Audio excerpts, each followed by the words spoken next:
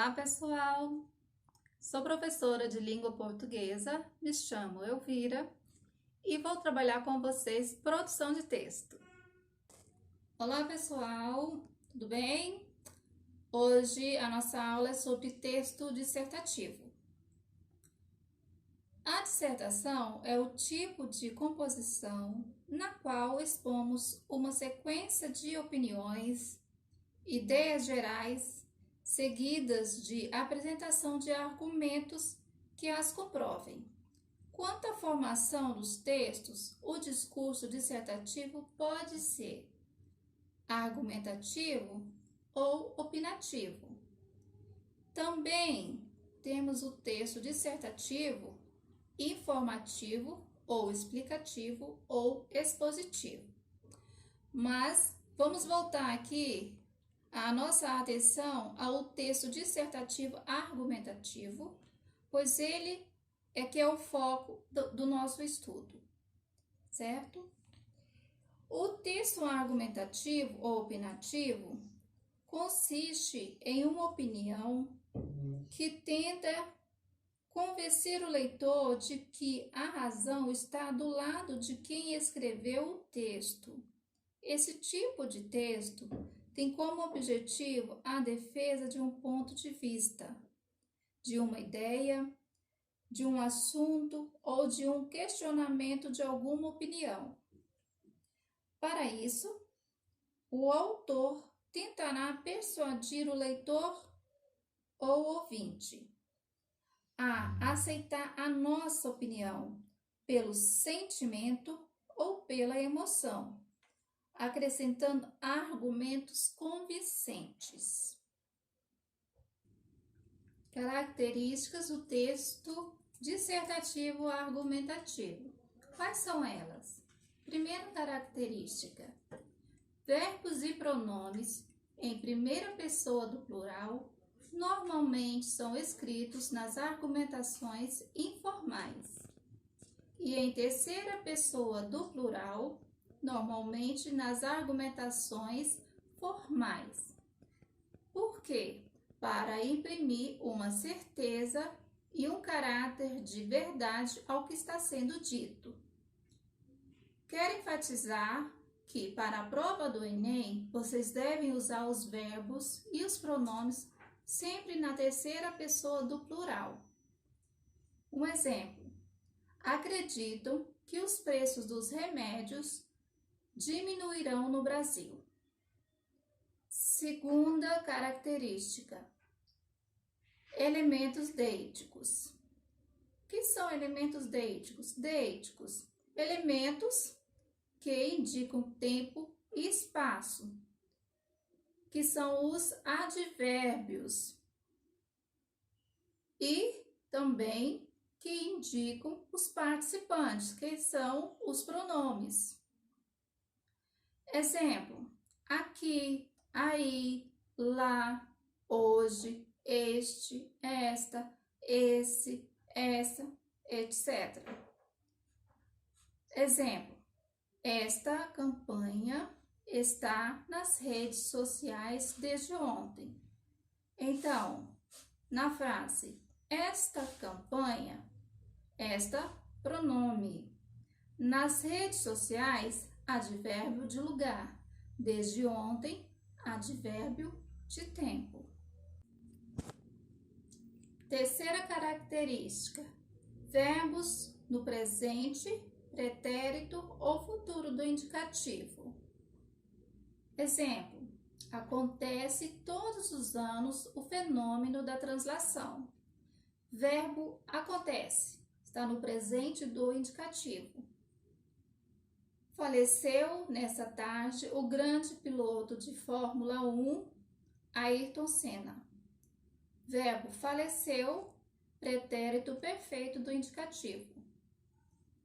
Neste final de semana, as seleções do Brasil e da Argentina disputarão o final da Copa do Mundo. Disputarão futuro do indicativo. Quarta característica: modalizadores. Modalizadores são indicadores de opinião. Exemplo: esta nova lei favorece apenas o empresariado. É evidente que os trabalhadores dos grandes centros urbanos serão prejudicados.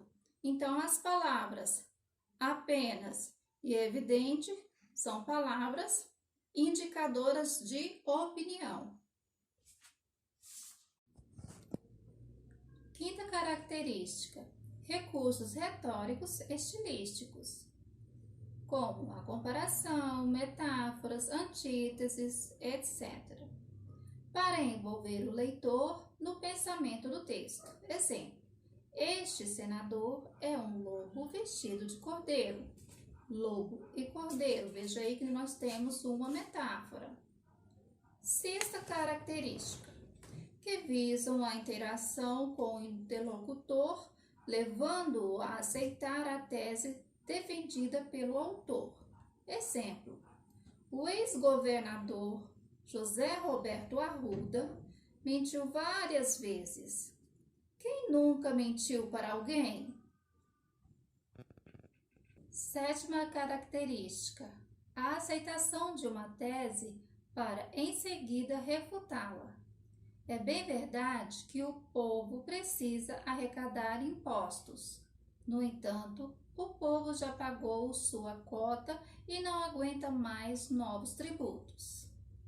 Oitava característica: intertextualidade. Alusão a outros textos. Exemplo: assim como já dizia Monteiro Lobato, um país se faz com homens e livros. Portanto, a leitura é fundamental. Outro exemplo: vamos perdoar a estes senhores, pois eles não sabem o que fazem. A estrutura do texto dissertativo argumentativo. Ele é formado por introdução, desenvolvimento e conclusão. Quais são as formas de se fazer uma boa introdução? Primeiro, você pode apresentar um assunto, uma ideia a ser desenvolvida. Outra opção é o posicionamento do autor sobre o assunto. E uma outra forma é você contextualizar o seu tema. Após fazer a introdução, vem o desenvolvimento. Dentro do desenvolvimento, temos os argumentos e os contra-argumentos. A primeira parte são os argumentos. A defesa do posicionamento do autor através de argumentos. A argumentação, para tornar-se mais convincente e verdadeira, pode valer-se de exemplos, citações, fatos, dados comprovados, causas, consequências, enumerações, etc. Depois vem os contra-argumentos. Também pode haver contra-argumentos, ou seja, ideias contrárias aos argumentos apresentados. No final, faz-se um balanço e os argumentos devem prevalecer. Na verdade, os contra-argumentos também sustentam a ideia defendida, o posicionamento do autor. Você, na verdade, irá ampliar o campo de visão do leitor, como se você estivesse expondo outras opiniões. E quando eles são refutados, é uma maneira de reiterar os argumentos, ou seja, os contra-argumentos não podem prevalecer sobre a sua opinião. Agora chegou a hora da conclusão da sua dissertação. Para se fazer uma boa conclusão, você pode fazer a retomada da ideia principal e fazer a sua conclusão. Você também pode apresentar sugestões sobre o assunto. E lembre-se, o texto deve ser impessoal e em terceira pessoa do plural. E nunca expor a sua opinião pessoal num texto dissertativo argumentativo. Pessoal, eu vim aqui, tá, falar com vocês. Eu quero fazer um convite para que vocês assistam, né? Para quem ainda não assistiu, né? Mas quem não assistiu, assista. Quem já assistiu, assista novamente ao filme Coringa, 2019. É um filme bacana.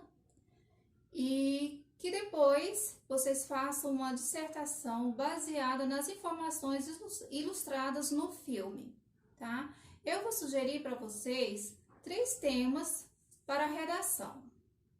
Tema 1. A riqueza de poucos beneficia a sociedade inteira? Esse foi um tema trabalhado pela Unesp em 2017. É um tema muito atual ainda. Então, boa sorte aí para quem escolher esse tema. Tema 2. A importância da empatia na sociedade contemporânea. E tema 3. O papel da assistência social no sistema de saúde brasileiro para as pessoas com transtornos mentais. Bom, chegamos até aqui, né? Eu desejo para todos uma boa redação e um beijo, né, para todo mundo. Vou deixar aqui embaixo o meu Instagram. Para quem tiver alguma dúvida, é só entrar em contato comigo por lá, ok? Um beijo para todos.